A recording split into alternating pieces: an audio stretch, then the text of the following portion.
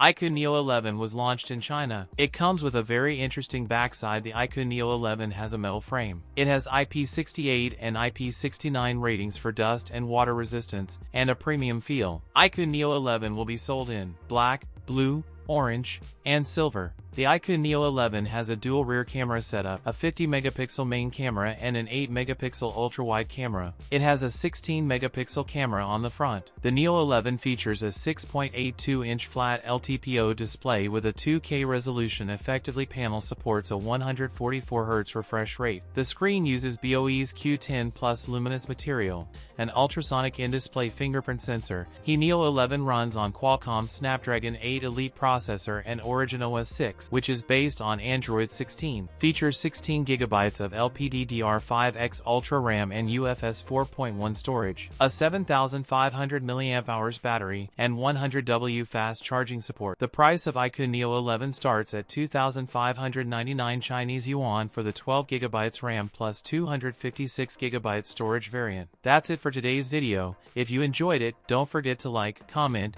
and subscribe for more content. Thanks for watching, and I'll see you in the next one.